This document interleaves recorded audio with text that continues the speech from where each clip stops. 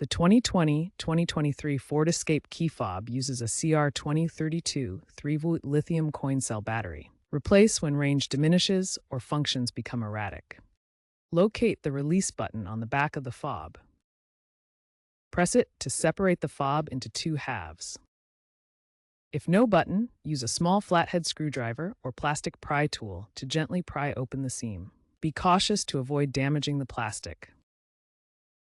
Once open, carefully remove the old battery using the screwdriver, noting the positive plus side orientation. Use gentle pressure, avoid excessive force. Insert the new CR2032 battery, ensuring the positive plus side faces up, matching the orientation of the old battery. Snap the two halves of the key fob back together, ensuring they fit securely to maintain weatherproofing. Test the fob by pressing the lock button on your Escape.